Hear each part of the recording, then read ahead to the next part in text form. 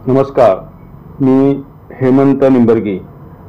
आपण पाहत आहात जस्ट कॉल मी न्यूज 24 सोलापूर. आतापर्यंत मी राजकीय, शैक्षणिक, सामाजिक, आरोग्यविषयक अशा अनेक विषयावर व्हिडिओ केलेत. त्याचबरोबर पिठापूर येथे जेव्हा मी जात असतो तेव्हा धार्मिक विषय म्हणजे श्रीपाद श्रीवल्लभ दत्त महाराजांचे पहिले अवतार या सर्वांबद्दल श्री दत्त महाराज स्थान आणि महात्म्य या विषयावर मी प्रवचन करत असतो. परंतु बऱ्याच दत्त लोकांची अशी मागणी आली की तुम्ही यूट्यूबवर सुद्धा दत्त महाराजांबद्दल आम्हाला माहिती सांगत जावा, आम्हाला पण आमच्या ज्ञानामध्ये भर पडते. मग त्यामुळं ह्या सर्वांच्या विनंतीला मान देऊन आज दत्त जयंती याचं औचित्य साधून मी सोलापुरात सुद्धा माझ्या यूट्यूब चॅनलवर धार्मिक प्रवचन आठवड्यातून जसं वेळ तसे गुरुवारी वगैरे मी करणार आहे. त्याचा आज पहिला विषय आहे, तर देवधर्म करू नका. सांगायची गोष्ट अशी आहे की जेव्हा आपण प्रवचन वगैरे मी करत असतो, माहिती सांगत असतो, त्यामुळे काय होतं की प्रत्येकाच्या ज्ञानामध्ये भर पडते. आणि ज्ञान ही अशी गोष्ट आहे, आपण ती चोरूनही नेऊ शकत नाही आणि ही फार मोठी संपत्ती आहे. त्यामुळं सर्वांनी जास्तीत जास्त माझ्या जस्ट कॉल मी न्यूज 24 या चॅनलला लाईक, शेअर आणि सबस्क्राईब करा, म्हणजे तुमच्यापर्यंत व्हिडिओ पोहोचतील आणि तुम्हाला माहिती मिळेल. आज दत्त जयंती, त्यानिमित्त पहिला विषय मी घेतलेला आहे, तर देवधर्म करू नका. अवधूत चिंतन श्री गुरुदेव दत्त. तीन मुखी सहा हात तयाची माझा दंडवत. मित्रांनो, सगळ्यात महत्त्वाचा प्रश्न पडला असेल की बऱ्याच लोकांना प्रश्न पडलेला आहे की देव आहे का. यावर बरेच चर्चा झाल्या, बरेच वादविवाद झाले, बऱ्याच लोकांनी आपली मतं मांडले. कोण म्हणालं देव आहे, कोण म्हणालं देव नाही. परंतु ह्यामध्ये सगळ्यात महत्त्वाचा प्रश्न असा आहे की मग काही लोकांना असा प्रश्न पडलाय, देव आहे का, जर तो असला तर असतो कुठे, त्याचे काय कार्बन, ऑक्सिजन, नायट्रोजन सारखे प्रमाण आहे का. असं बऱ्याच लोकांना प्रश्न पडले की देव आहे का. आणि सगळ्यात महत्त्वाची गोष्ट, काही लोकांनी असे पण मतं मांडले की जेव्हा कोरोना झाला तेव्हा कोरोनामध्ये अनेक लोक वाचली, त्यावर देवाची कृपा होती. परंतु मला असा प्रश्न विचारायचा वाटतंय, आणि काही लोकांनी असे पण मतं मांडले, मग ज्या 1993 मध्ये भूकंप झाला त्या भूकंपामध्ये जे लोक वाचली त्यांच्यावर देवाची कृपा होती, मग जे लोकांचा बळी गेला त्या भूकंपामध्ये, लहान मुलांचा, वृद्ध मातापित्यांचा, महिला भगिनींचा, त्यांच्यावर कोणाची कृपा होती, असा प्रश्न सर्वांना पडत आहे. मग त्याबरोबर त्या काळामध्ये मी कॉलेजमध्ये असताना वगैरे स्वर्गीय ज्येष्ठ अभिनेते डॉक्टर श्रीराम लागू यांनी एका मुलाखतीमध्ये असं म्हणलं होतं, देव नाही, देवाला रिटायर करा. त्यावेळी त्यांना असा प्रश्न उपस्थित केला होता, तुम्ही तर देव नाही म्हणता, परंतु मग देवाला रिटायर करा असं का म्हणता. रिटायर कुणाला केलं जातं, जे लोक अस्तित्वात आहेत त्यांना रिटायर केलं जातं. म्हणजे देव आहे हे तुम्हाला मान्यच करावं लागेल. कारण का तर सर्व काही असलं तरी सुद्धा त्याच्या संमतीशिवाय झाडाचं पान सुद्धा आज हलत नाही. म्हणजे देव आहे का असं जर मला प्रश्न पडला असेल तर नक्कीच आहे. पण प्रत्येकाचा पाहण्याचा दृष्टिकोन आहे, तो कुठल्या रूपात येईल, कसा येईल, काय येईल हे आपल्याला कुणालाही सांगता येत नाही. आपण म्हणून तर म्हणतो ना, एखाद्या माणसाला अडचण असेल आणि त्या अडचणीच्या वेळेमध्ये जर त्याच्या मदतीला कोणीतरी धावून गेलं तर आपण नक्कीच म्हणतो, अरे अगदी माझ्या वेळेला देवासारखा धावून आलास ना. म्हणजे कुठल्या रूपात येईल तो काही सांगता येत नाही. परंतु सगळ्यात महत्त्वाची गोष्ट म्हणजे देव आहे का नाही मला पण माहीत नाही, परंतु मी असं म्हणतो की कुठेतरी अस्तित्व आपण मान्य केलं पाहिजे. आणि सगळ्यात महत्त्वाची गोष्ट म्हणजे देव माणसं आहेत हे तुम्ही 100% सांगतो. आणि महत्त्वाची गोष्ट म्हणजे मग आपण देव ओळखता आला पाहिजे, देव शोधता आला पाहिजे, आपल्याला त्याची पारख करता आली पाहिजे. आपण बऱ्याच जणांच्या संपर्कात असतो, कुठल्या रूपात येतो काय येतो आपल्याला माहीत नाही आहे, परंतु देव आहे आणि त्याचं अस्तित्व आपण मान्यच केलं पाहिजे. परंतु अलीकडे जी चाललं आहे देवाला प्रसन्न करण्यासाठी निरनिराळे उपाय वगैरे केले जातात. बरेचसे लोक मतभेद वगैरे असतात, बरेचसे काही प्रकार चालू असतात. फक्त माझं एवढंच मत आहे, तर आपल्याला जर देवधर्म करायचा असेल तर निस्वार्थपणे देवधर्म करा. कारण का तर देवधर्म करण्यासाठी आज जे आपण बघतोय देवधर्म कमी, प्रचार आणि प्रसिद्धीच जास्त होत आहे. आज देवाच्या नावाखाली निरनिराळे नवस बोलले जातात. एखादा म्हणजे भरपूर मुलगा व्हायचा असेल तर लगेच देवाला नवस केला जातो. त्याबरोबर लहान एखाद्या मुलाची परीक्षा असेल तर मुलगा देवाला म्हणतो की देवा मला पास कर, मी तुला हे देईन, मी तुला ते देईन. किंवा कोणाला नोकरी लागायची असेल तरी सुद्धा पुन्हा देवाला नवस करतो, मला नोकरी लागू दे. नोकरी झाली की लग्न होऊ दे, त्यासाठी परत देवाला मागणे. ते झालं की लगेच लग्न झालं की परत मुलगा होऊ दे म्हणून देवाला मागणे. ते झाले की त्या मुलाचा ॲडमिशन. म्हणजे महत्त्वाची गोष्ट सांगायची झाली तर माणसाच्या जीवनामध्ये सुरुवातीपासून शेवटपर्यंत जर आपण बघितलं की त्या लहान मुलाच्या जन्मापासून त्याच्या मृत्यूपर्यंत, म्हणजे शेवटी समजा तो माणूस मोठा झाला, त्याचं लग्न झालं, त्याला मुलं बाळ झाले, नातवरे, मग तो आजारी पडल्यानंतर दवाखान्यात, परत त्याच्यासाठी सुद्धा तो आजारी आहे, दवाखान्यात आहे, संकटात आहे, म्हणून सर मस्त नातेवाईक वगैरे देवाला विनंती करतात की तो वाचू दे, देवाला नमस करतात, देव पाण्यात ठेवतात. म्हणजे सांगायची गोष्ट म्हणजे सुरुवातीपासून माणसाच्या जन्मापासून मृत्यूपर्यंत देवाला विनवणी जाते. आणि सांगायची गोष्ट म्हणजे देवाला निरनिराळी जी आमिषे दाखवली जातात, देवाचा प्रचार केला जातो, खोटा प्रचार केला जातो, आणि मी किती देवभक्त आहे हे सांगितलं जातं. थोडक्यात जर उदाहरण सांगायचं झालं की लोक वारीला जातात वर्षातून एकदा, आषाढी वारी असू दे किंवा कार्तिकी वारी असू दे, वारीला फक्त एकदाच जातात, परंतु त्याचा प्रचार आणि प्रसार मात्र संपूर्ण वर्षभर होतो. ते तुम्हाला कसा ते सांगतो. वारीच्या अगोदर 6 महिने कुणीतरी नातेवाईक म्हणलं किंवा मित्र वगैरे म्हणले की आपण इकडे जायचं तिकडे जायचं किंवा हे काम आहे, त्यावेळेस तो माणूस सांगत असतो मला अजिबात जमणार नाही, मला वारीला जायचं आहे. हे 6 महिने सांगत असतो की पंढरपूरची वारी आणि विठ्ठलाची मी वारी कधी चुकवत नाही, दरवर्षी मी जातो, मला वारीला जायचं, मला जमत. हे 6 महिने अगोदर सांगत असतो आणि सगळीकडे तेच चाललेलं असतं की मला वारीला जायचं आहे. त्यानंतर वारीला जाऊन येतो. वारीला जाऊन आल्यानंतर पुढचे 6 महिने जे असतात, पुढच्या 6 महिन्यामध्ये मग काय रे काय आला नाही, कुठे गेलं तर जमलं नाही, मी वारीला गेलो होतो जमलं नाही. नातेवाईकांना असू दे किंवा मित्र परिवाराला काय रे काय आला नाही, मी वारीला गेलो होतो. म्हणजे मग सांगायची गोष्ट म्हणजे वर्षाच्या 365 दिवसापैकी फक्त एकच दिवस आपण वारीला जातो, परंतु त्याचा प्रचार मात्र 364 दिवस करत असतो.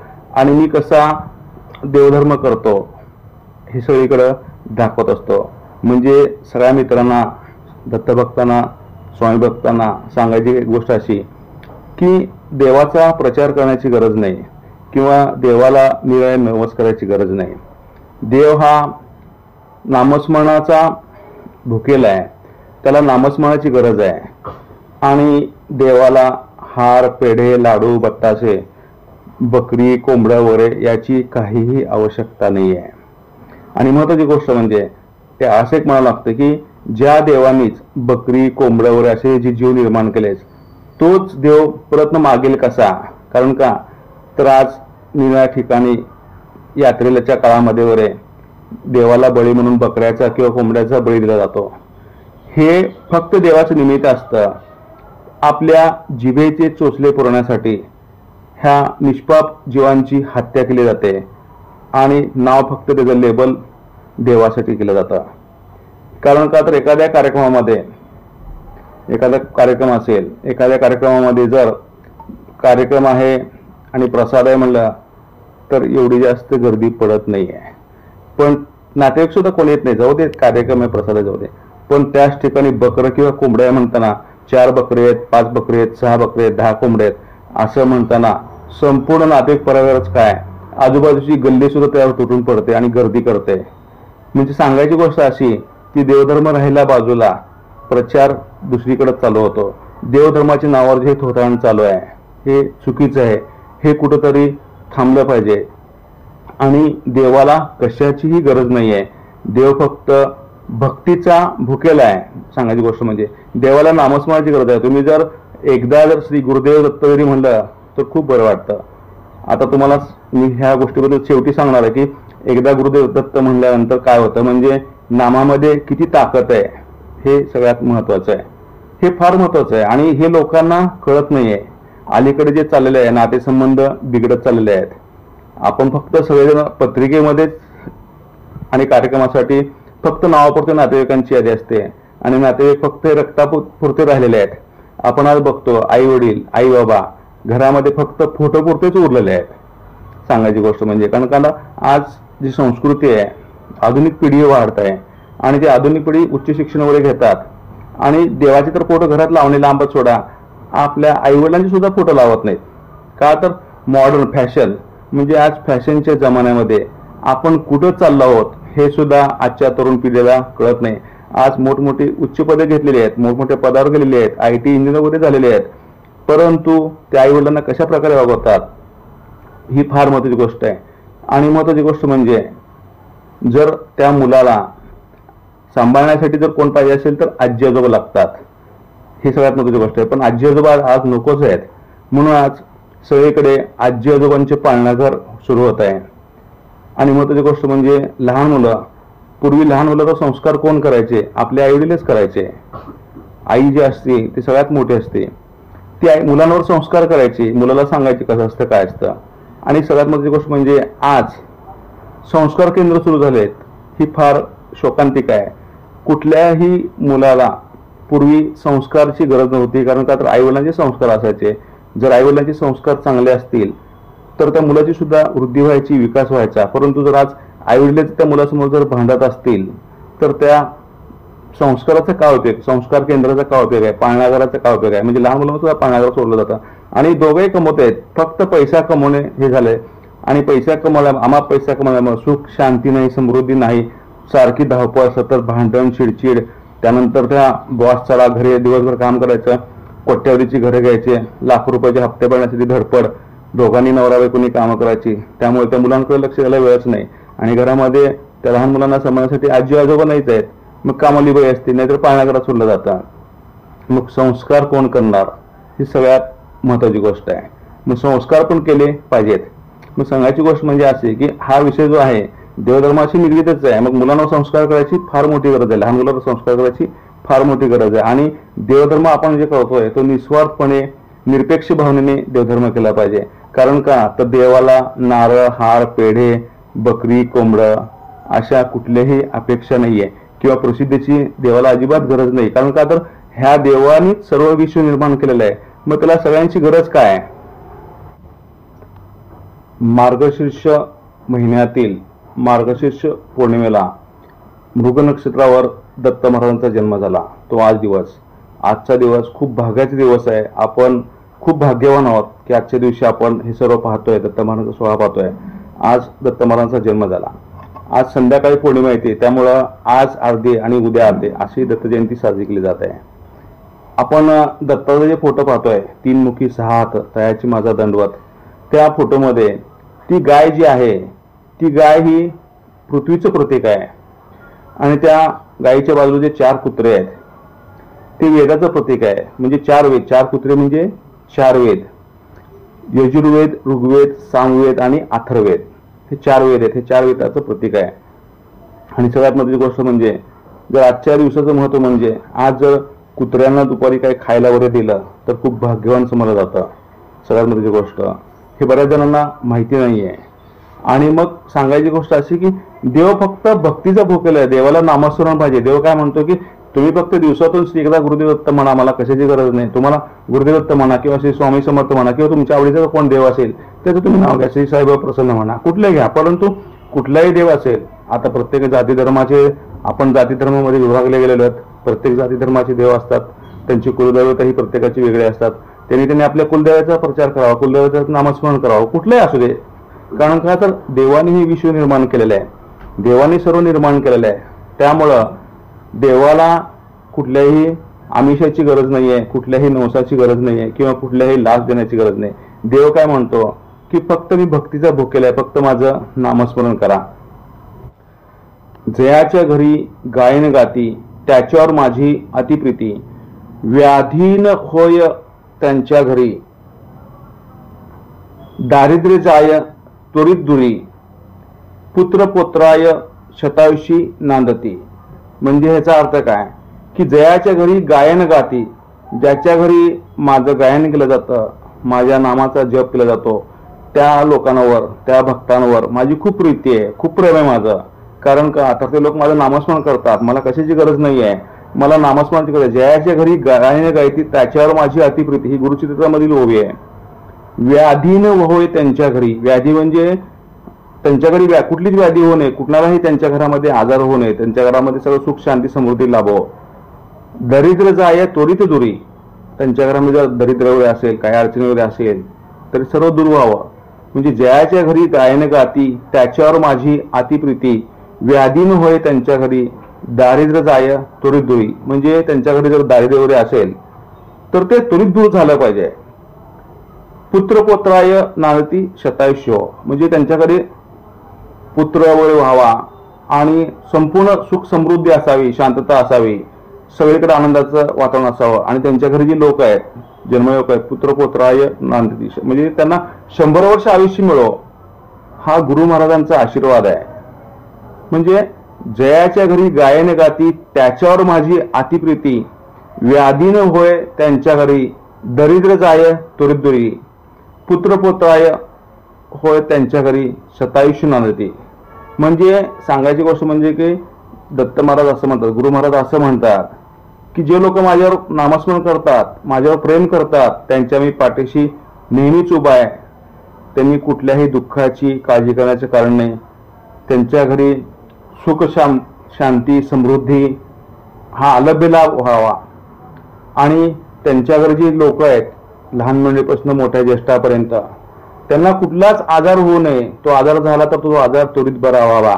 शक्यतो करून आजार झाल्यानंतर तो बरा होऊन नंतर काळजी घेण्यापेक्षा तो होऊ नये ह्यासाठीच काळजी घेतली पाहिजे. म्हणजे त्यांच्या घरी कुठलीही व्याधी होऊ नये, त्यांच्या घरातील प्रत्येकाला कुठल्याही प्रकारची व्याधी अजिबात होऊ नये. म्हणजे नामस्मरणामध्ये किती शक्ती आहे. देव हा फक्त भक्तीचा भुकेला असतो. म्हणून सर्व दत्त भक्तांना, स्वामी भक्तांना किंवा सर्व लोकांना सांगावंसं वाटतं की तर तुम्हाला देवधर्म करायचा असेल तर निस्वार्थपणे देवधर्म करा, कुठलाही स्वार्थ ठेवू नका. जर थोडक्यात तुम्हाला सांगायचं झालं, जर आपल्याकडे कुणी नातेवाईक आला किंवा कुठलाही व्यक्ती आला, तो काहीच मागितला नाही, तर आपलं लक्ष त्याच्याकडे जास्त जातं. तो एकदा आला, चहा मागितला, दुसऱ्यांदा नाश्ता मागितला, परत जेवण मागितला, रोज काय नंतर पैसे मागितला, सारखं रोज येतोय, काय नाही काय, काय नाही काय, काय नाही काय, काय नाही काय मागतोयच. त्यामुळे आपण एक दिवस वैतागून जातो, हे माणूस आला की नकोच बाबा, हे कारण गबसत नाही, काही नाही काहीतरी मागत असतो. मग देवाला सुद्धा तसं वाटतं ना की हा तर मला काही देत नाहीये, माझं नामस्मरण सुद्धा करत नाही आणि मला सारखं मागत असतो. मग अशा लोकांकडे लक्ष जात नाही. जो माणूस येतो तो माणूस काहीच मागत नाही, त्याच्याकडे आपलं सुद्धा लक्ष जातं. की आपण सुद्धा म्हणतो की बिचारा काहीही मागत नाही बरं का, कुठलीही अपेक्षा ठेवत नाही, आणि त्याच्याबद्दल आपल्या मनामध्ये खूप आदर निर्माण होतो. का तर तो काहीच मागत नाही. तसंच देवाचं सुद्धा आहे. जे भक्त लोक देवाची निस्वार्थपणे फक्त नामस्मरण करतात, देवाला काहीच मागत नाही. उलट काही लोक असे आहेत की असं म्हणतात की असं देवाला मागणी करत नामस्मरण करतात की जे लोक तुला काही मागतात त्यांच्या मागण्या तू पूर्ण कर, अगोदर त्यांचं बघ मग आमच्याकडे बघ. असे निस्वार्थी लोक जे असतात, निस्वार्थ भावनाने जे लोक देवावर प्रेम करत असतात, हे फार महत्वाचं आहे. मग त्या लोकांकडे देवाचं लक्ष खूप जातं आणि देव अशा भक्तांसाठी कायम सोबतच असतो. ते आपल्याला कुठल्या रूपात असतो, काय असतो ते दिसत नसतं, आणि देव म्हणत असतो की तू घाबरू नकोस, मी तुझ्या पाठीशी नाही तर मी तुझ्या सोबत आहे. जसं असं म्हणलं जातं, अशक्य हे करतील स्वामी. म्हणजे सांगायची गोष्ट म्हणजे कुठल्या रूपात स्वामी येतील काही सांगता येत नाही. तसंच देव दत्त महाराज असू दे किंवा कुठलाही असू दे, देव ज्याच्या त्याच्या पद्धतीनुसार कुठल्या रूपाने येईल काही सांगता येत नाही. देव दगडात असतो किंवा नाही मला माहित नाही, पण देव माणसात आहे हे मला नक्कीच माहित आहे. आणि फक्त आपल्याला शोधता आला पाहिजे, मग तो दगडामध्ये आहे का, माणसामध्ये आहे काय, प्राण्याच्या रूपात आहे का, कुठल्या रूपात आहे हे आपल्याला कळलं पाहिजे. म्हणजे देवाचं जे रूप आहे, म्हणजे आपण एक अभंग आहे बघा, देवा तुझे रूप मला डोळे भरून पाहू दे. सांगायची गोष्ट म्हणजे देवा तुझे रूप मला डोळे भरून पाहू दे. म्हणजे आपण देवळामध्ये जात आहे, देव हा कुठल्याही ह्याची मागणी करत नाही, किंवा देव लाच मागत नाही, किंवा देव आमिष मागत नाही. फक्त देव म्हणतो तुम्ही फक्त नामस्मरण करा. त्या नामस्मरणामध्ये एवढी ताकद आहे की आज त्या नामस्मरणाने काय काय झालं. तुम्हाला मी सुरुवातीलाच म्हणलं होतं की एकदा गुरुदेव दत्त म्हणलं की काय होतं, त्याचं मी तुम्हाला शेवटी सांगतो. तर तुम्हाला मी आता ते सांगणार आहे. एकदा श्री गुरुदेव दत्त म्हणलं की काय होतं. बघा नामस्मरणामध्ये किती ताकद आहे, किती जादू आहे. आणि नामस्मरण करण्यासाठी कुठल्याही पैशाची गरज नाही. पैसे द्यावे लागत नाहीत आणि पैसे घ्यावे लागत नाहीत, असे नामस्मरण आहे. मित्रांनो, एका गावामध्ये एक राजा राहत असतो. तो राजा सर्व सुख सोयी संपन्न असतं. राजाचं नाव असतं. राजा चतुर असतो, हुशार असतो आणि राजाकडे अफाट अशी संपत्ती असते. आणि तो राजा जो आहे धार्मिक पण असतो. म्हणजे लोकांना पण मदत करतो, लोकांच्या अडीअडचणी जाणून घेतो, लोकांच्या मनातील दुःख जाणून घेतो आणि तो प्रश्नावर सोडायचा प्रयत्न करत असतो. त्यामुळं त्या राजाचं खूप नाव असतं. जनता त्याच्यावर भरभरून प्रेम करत असते. आणि राजाला एक मुलगा असतो. राजा खूप धार्मिक असतो, देवधर्म करणे हे करणे, नामस्मरण वगैरे करत असतो, गुरुदेव दत्त वगैरे एकदा म्हणत असतो. असं असतं राजाचं. म्हणजे उठल्या पहिल्यांदा आंघोळ केली पहिले गुरुदेव दत्त, किंवा उठल्या कधीही तुम्ही म्हणू शकता श्री गुरुदेव दत्त म्हणायला, कधीही म्हणू शकता तुम्ही. त्याला पैसे पडत नाहीत, काय नाहीत. मग तो राजा जो असतो, तो राजा फार चिंतेमध्ये असतो. चिंतेत असतो की त्याचा एक मुलगा असतो राजाचा. तो मुलगा जो असतो राजाच्या पूर्णपणे विरुद्ध असतो. उल्लडपणा करणे, उद्धटपणे बोलणे, कधी देवाचं नामस्मरण नाही मुखामध्ये. मग त्या राजाला चिंता पडते की मी असा आहे आणि माझ्यानंतर माझा वंशज हा माझा मुलगा जो आहे, ह्या मुलाला देवाबद्दल काही काळजी नाही. तो नामस्मरण करत नाही किंवा देवाचं नाव घेत नाही, कधी उदबत्ती लावत नाही, कधी देवाला नमस्कार करत नाही, आम्हालाही नमस्कार करत नाही. हा असा माझा मुलगा आहे. मग ह्या मुलाचं माझ्यानंतर कसं व्हायचं. माझं जसं नाव आहे, मला जसे लोक मानतात, आदर करतात, तसं ह्याला माझ्या नंतर ह्याला लोक मानतील का. एवढी अमाप संपत्ती आहे, एवढं वर्चस्व आहे, एवढं वैभव आहे, एवढं सगळं असताना माझ्यानंतर माझ्या मुलाचे काय हाल होतील. म्हणून हा राजा खूप चिंतेत असतो, दुःखी असतो. तो एक दिवस त्याच्या घरी राजाच्या गुरुवर येत असतात त्याचे. तो एक दिवस गुरूंना म्हणतो की गुरु महाराज, राजा आणि राजाची बायको असते समोर उभा राहतात आणि म्हणतात. तर राजा म्हणतो गुरुला की गुरु महाराज, तुम्ही येता ठीक आहे, आम्हाला खूप आनंद वाटतो, परंतु आम्हाला एक काळजी वाटते. माझा जो मुलगा आहे हा अजिबात देवाचं नाव घेत नाही, कधी कोणाला मदत करत नाही, कधी कोणाला नमस्कार नाही, कधी कोणाला चमत्कार नाही आहे, कधी कोणामध्ये मिक्सअप होत नाहीये. हा माझा मुलगा उद्धट झालाय. त्याला तुम्ही काय तर करा, तुम्हीच त्याला ताळवणा. आम्ही सांगून दमलो आणि शेवटी सोनाराने कान टोचलेले खूप चांगले असतात, म्हणून त्याला तुम्हीच काहीतरी सांगा, असं राजा गुरुला विनवणी करतो. ते गुरु म्हणतात, महाराज तुम्ही काहीही काळजी करू नका, मी उद्या येतो आणि एकदा त्याची गाठ घेतो, असं म्हणतात. आणि ते गुरु निघून जातात. दुसऱ्या दिवशी मात्र ते गुरु येतात आणि म्हणतात, आलेल्या म्हणतात, बोलतात. राजा त्यांना नमस्कार वगैरे करतो, आदरातिथ्य वगैरे होतं. मग ते गुरु म्हणतात की कुठे तुमचा मुलगा, मला त्याला भेटायचं आहे, तुम्ही काही काळजी करू नका. मग राजा म्हणतो की माझा मुलगा असं बसलेला आहे, तुम्ही त्याला बोला. मग ते गुरु त्या मुलाकडे जातात आणि त्या मुलाला म्हणतात, काय म्हणतोस, कसा आहेस. तू एकदा श्री गुरुदेव दत्त म्हण. त्यावर तो मुलगा म्हणतो की एकदा श्री गुरुदेव दत्त म्हणलं की काय होतं. कारण का तर तो मुलगा सुरुवातीला कुठल्याच देवाचं नाव घेत नसतो, श्री गुरुदेव दत्त सुद्धा म्हणत नसतो. परंतु ते गुरु जे म्हणतात राजाची गुरु त्या मुलाला एकदा श्री गुरुदत्त म्हण असं म्हणल्यानंतर तो मुलगा त्याला प्रतिप्रश्न करतो त्या गुरुला की एकदा श्री गुरुदत्त म्हणलं की काय होतं, याचं मला उत्तर द्या. तुम्ही जर मला एकदा श्री गुरुदत्त म्हणलं आणि याचं जर उत्तर दिलं तर नक्कीच मी एकदा श्री गुरुदत्त म्हणेन.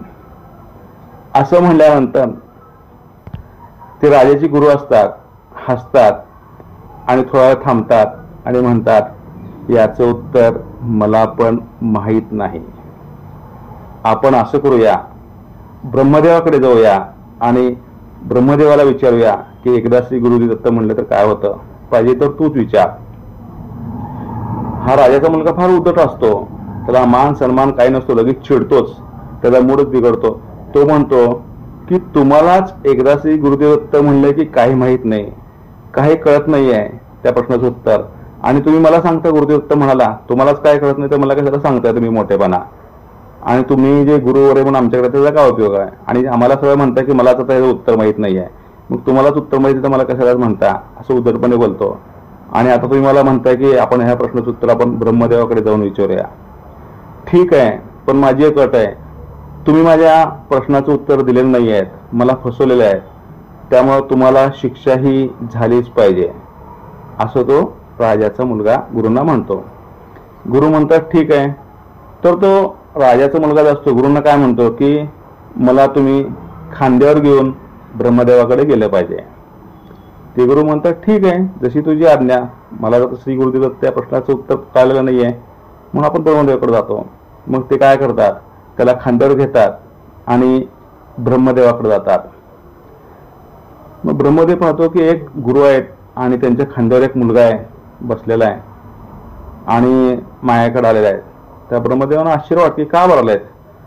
तिथं उतरते, त्याच्यापाशी गेल्यानंतर ते गुरु काय करतात, त्याला खांद्यावरून उतरवतात त्या मुलाला आणि आता विचार म्हणतात. मग तो छोटा मुलगा ब्रह्मदेवाला विचारतो की तुम्ही ब्रह्मदेव आहात, तुम्हाला ब्रह्मज्ञान असतं, तुम्हाला सगळी माहिती असते, तुम्ही जाणकार आहात, मग तुम्ही मला असं सांगा की एकदा श्री गुरुदत्त म्हणलं तर काय होतं, या प्रश्नाचं उत्तर मला तुम्ही द्यावं. ब्रह्मदेव हसतात आणि थोडंसं विचार करतात आणि त्याला म्हणतात, अरे एकदा श्री गुरुदत्त म्हणलं की या प्रश्नाचं उत्तर मलाही माहीत नाहीये. त्या असं म्हणल्यानंतर ना त्या राजाचा मुलाचा तिळपापड होतो, तो रागाला जातो, काय तुम्ही ब्रह्मदेव आहात, ह्या गुरुंनी पण मला फसवलं आणि आता तुम्ही पण मला फसवताय, तुम्ही दोघंही फसवे आहात, तुम्ही दोघं खोटे बोलतात. एकदा श्री तुम्ही मला म्हणता की एकदा श्री गुरुदेव म्हण, मग तुम्हाला त्याचं उत्तर सांगतो, पण याचं उत्तर तुम्हाला माहित नाही आहे, मग तुम्हाला पण शिक्षा केली पाहिजे, तुम्ही मला फसवलेलं आहे, तुम्ही दोघांनी मला फसवलेलं आहे. मग ते काय म्हणतात की आपण आता असं करूया, ह्या प्रश्नाचं उत्तर मला माहित नाही तर आपण विष्णू देवांकडे जाऊया आणि त्यांना आपण या प्रश्नाचं उत्तर विचारूया. पण तो काय म्हणतो मुलगा, तुम्ही दोघांनी मला फसवलेलं आहे, ह्या गुरुंनी मला फसवलेलं आहे, त्यामुळे त्यांना मी शिक्षा दिली की मला खांद्यावर घेऊन यायला सांगितलं तुमच्यापर्यंत.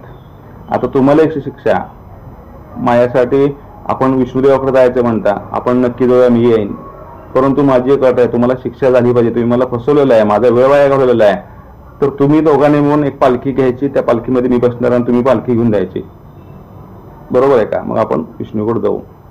ते ब्रह्मदेव हसतात आणि ठीक आहे आपण जाऊया म्हणतात. मग त्या मुलाला पालखीमध्ये बसवतात आणि विष्णुदेवाकडे जातात. गेल्यानंतर विष्णुदेव चकित होतात की काय प्रकार आहे की गुरु आणि ब्रह्मदेव आहेत आणि त्या मुलाला पालखीत घेऊन आलेले आहेत, काय चाललंय त्यांना काहीच कळत नाही. मग त्या विष्णुदेवाकडे गेल्यानंतर ना हे गुरु आणि ब्रह्मदेव थांबतात आणि त्या मुलाला खाली उतरवतात. त्यानंतर तो मुलगा जातो, हे दोघ जण विष्णुदेवाला नमस्कार वगैरे करतात. तो मुलगा उद्धट असतो, त्याला काहीच माहित नसतं, तो जातो आणि सरळ म्हणतो की ह्या गुरुंनी मला पहिल्यांदा फसवलं की एकदा श्री गुरुदत्त म्हणलं तर काय होतं. त्यानंतर ब्रह्मदेवाने पण मला फसवलं की एकदा श्री गुरुदत्त म्हणलं तर काय होतं, याचं उत्तर मला त्यांनी अजिबात दिलेलं नाहीये. आता तुम्ही तरी मला ह्या प्रश्नाचं उत्तर द्या की एकदा श्री गुरुदत्त म्हणल्यानंतर काय होतं. विष्णुदेव काय करतात, थोडासा विचार करतात आणि ते पण हसतात आणि ते म्हणतात मलाही याचं उत्तर माहीत नाही. मग तर मात्र त्याला खूप राग होतो त्या मुलाला तुम्हाला काय कळतंय का नाही? तुम्ही तिघांनी मला फसवलेलं आहे. तुम्हाला तर मी शिक्षा देणार आहे. माझा वेळ वाया घालवला. मला ह्यांनी तर महाराजांनी सकाळपासून आतापर्यंत आणलंय. पहिल्यांदा ब्रह्मदेवाकडे आणलं, नंतर आता तुमच्याकडे आणलंय, आणि तुम्ही म्हणता मला याचं प्रश्न उत्तर द्या, मला हे माहीत नाही आहे. तर मला काही करून मला या प्रश्नाचं उत्तर पाहिजे. आता तुम्ही मला सांगितलं की एकदा श्री गुरुदत्त म्हणलं तर काय होतं? तुम्ही दोघांनी मला फसवलेलं आहे. त्यानंतर आता विष्णुदेव काय म्हणतात, हे बघ, खरं सांगायची गोष्ट म्हणजे याचं उत्तर मलाही माहीत नाही आहे. आपण असं करूया, देवांचे देव महादेव यांच्याकडे जाऊया आणि या प्रश्नाचं उत्तर आपण विचारूया. त्या मुलगा म्हणतो की तुम्हाला काय डोकं बी काय फिरलंय का नाही? काय कळतंय का नाही तुम्हाला? काय डोक्याचा भाग आहे का नाही? ते आमच्या वडिलांचे गुरु महाराज म्हणतात की एकदा श्री गुरुदत्त म्हणलं तर काय होतं मन म्हणतात, आणि त्याचं उत्तर त्यांना माहीत नाही.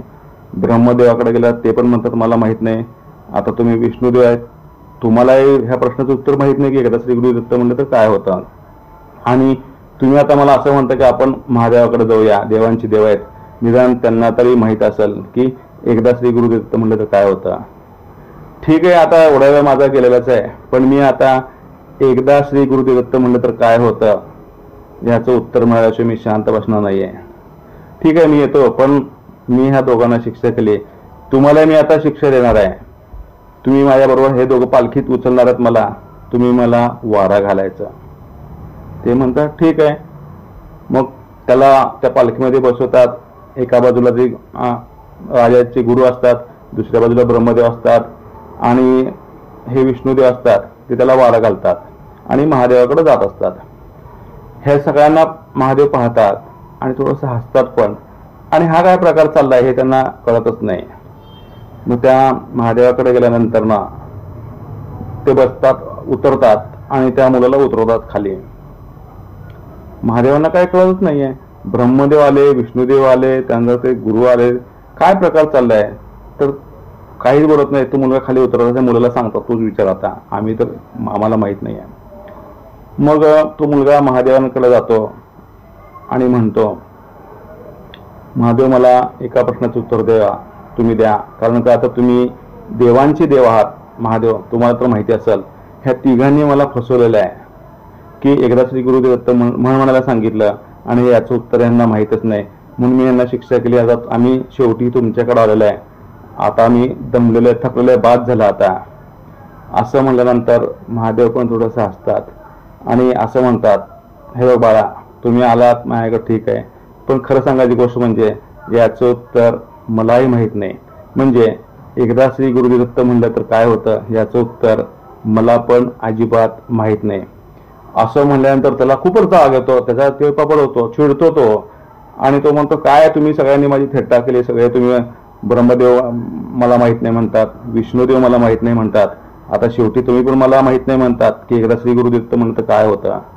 मग महादेव म्हणतात, हे बघ बाळा, तुला तुझ्या प्रश्नाचं उत्तर नक्कीच मिळेल. आपण आता असं करूया की श्री गुरुदेव दत्त महाराज यांच्याकडे जाऊया, त्याच्याकडे उत्तर तुला मिळेल. तो मुलगा असं म्हणतो, तुम्ही आता चौघांनी मला उत्तर दिलं नाही, त्यांच्याकडे उत्तर काय मिळणार आहे? मला काय अपेक्षा ठेवायची? तुम्ही मला त्रास दिलाय, सगळ्यांना मी शिक्षा केलीच आहे, आता तुम्हाला शिक्षा करणार आहे मी. तुम्ही माझी अट मान्यच करावं लागेल तरच मी येतो गुरुदेव दत्तांकडे. तर ते सगळे म्हणतात ठीक आहे, मग काय करणार शिक्षा? चौघांनी मिळून पालखी उचलायची, दोघं पुढं दोघं मागं, आणि मी मध्ये बसणार, आणि मला चौघजण उचलून घेऊन जायचं आणि दत्त महाराजांकडे जायचं. मग मी त्यांनाच आता काय बोलायचं बोलेन, तुम्ही चौघांनी मला खूप त्रास दिलाय, माझा वेळ वाया घालवलेला आहे, तुम्हालाच उत्तर माहित नाहीये की एकदा श्री गुरुदत्त म्हणलं तर काय होतं. ठीक आहे म्हणतात, त्याला बसवतात चौघजण आणि शेवटी गुरुदेव दत्त महाराजांकडे जातात. मग हा मुलगा उतरतो, थांबतात पालखी, हा मुलगा उतरतो पालखीतून आणि दत्त महाराजांकडे जातो, श्री गुरुदेव दत्त महाराजांकडे. आणि दत्त महाराजांना म्हणतो की महाराज, ह्या सगळ्यांनी चौघांनी मला फसवलेलं आहे, की चौघांनी मला म्हणायला सांगितलं की एकदा श्री गुरुदत्त म्हणलं तर काय होतं हे मला तू सांग, म्हण, मी तुला त्या प्रश्नाचं उत्तर देतो. परंतु ह्या चौघांना सुद्धा एकदा श्री गुरुदेव दत्त म्हणलं तर काय होतं या प्रश्नाचं उत्तर अजिबात माहीत नाहीये. आता निदान शेवटी तुम्ही तरी मला एकदा श्री गुरुदेव दत्त म्हणलं तर काय होतं याचं उत्तर द्यावं. असं म्हणल्यानंतर दत्त महाराज थोडंसं पाहतात त्याकडं आणि हसतात आणि म्हणतात, अरे बाळा, तुझ्या प्रश्नाचं उत्तर तुला कधीच मिळालेलं आहे, परंतु तुला ते शोधता आलं नाही आहे. मुलगा म्हणतो, कसं काय? अरे बाळा, एकदा श्री गुरुदत्त म्हणला तर तू विचार कर, राजाची गुरु ब्रह्मदेव, विष्णू, महादेव ह्या सगळ्या देवांनी तुला पालखीमध्ये घेतलेला आहे. म्हणजे देवानी तुला त्या पालखीमध्ये बसवलं आणि देवानी पालखी घेतली, म्हणजे तू खूप भाग्यवान आहेस. म्हणजे एकदा श्री गुरुदेव म्हणलं की देवांचा सहवास लागतो आणि देवांच्या सहवासाने तू माझ्यापर्यंत आलेला आहे आणि सगळ्यांच्या जीवनामध्ये आनंद निर्माण होतो. हे ह्या प्रश्नाचं उत्तर आहे. म्हणजे एकदा श्री गुरुदत्त म्हणल्यानंतर देवाचा सहवास लाभतो, प्रत्यक्ष देवांचा सहवास लाभतो. म्हणजे खरा देवधर्म कशामध्ये आहे? तर खरा देवधर्म हा नामस्मरणामध्ये आहे. एकदा श्री गुरुदत्त म्हणलं तर प्रत्येकाच्या जीवनामध्ये आनंद, सुख, शांती, समृद्धी मिळते. तसं ते दत्त महाराज त्या मुलाला सांगतात. आणि तू खूप भाग्यवान आहेस. तुला माहित नव्हतं की एकदा श्री गुरुदत्त म्हणलं तर काय होतं. ह्या प्रश्नाचं उत्तर तुला आता मिळालं असेल की देवांचा सहवास लाभतो. प्रत्यक्ष देव लोक तुझ्या मदतीला धावून आले आणि देवाने तुझी मदत केली आणि तू माझ्याकडे आलास. ह्या प्रश्नाचं उत्तर असं आहे की एकदा श्री गुरुदत्त म्हणलं तर देवांचं सानिध्य लाभतं, देवाचा सहवास लाभतो, जीवनामध्ये अडीअडचणी, दुःख दूर होतात, असं दत्त महाराज म्हणतात त्याला. असं म्हणल्यानंतर त्या मुलाला खरंच पटतं. मग नंतर शेवटी तो म्हणतो, एकदा श्री गुरुदत्त म्हणलं तर काय होतं याचा मला अर्थ कळाला, आणि मग तो त्यांच्या पाया पडतो. म्हणजे दत्तभक्तांनो, स्वामी भक्तांनो किंवा मित्रांनो, सांगायची गोष्ट अशी की देव फक्त भक्तीचा आणि नामस्मरणाचा भुकेला आहे. देवाला कशाचीच गरज नाही आहे. फक्त एकदा श्री गुरुदत्त म्हणलं तरी सुद्धा बास आहे, किंवा श्री स्वामी समर्थ म्हणलं तरी सुद्धा बास आहे. म्हणजे फक्त तुम्हाला मी साधं उदाहरण सांगते की एकदा श्री गुरुदत्त म्हणलं तर त्या नामाचा अर्थ काय होतो, त्या नामामध्ये किती ताकद आहे, हे तुम्हाला मी आता छोट्याशा गोष्टीवरून सांगितलं. म्हणजे आज दत्त जयंती निमित्त तर देवधर्म करू नका हा विषय घेऊन मी आज सुरुवात केलेली आहे आणि नामस्मरणाचं महत्त्व काय आहे हे सांगितलेलं आहे. आज दत्त जयंती आहे, चांगला दिवस आहे. त्या दत्त जयंती निमित्त सगळ्यांच्या जीवनात सुख, शांती, समृद्धी लाभो आणि सगळ्यांना आनंद मिळो, ही आज श्री दत्तचरणी प्रार्थना करतो आणि इथे संपवतो. श्री गुरुदेव दत्त.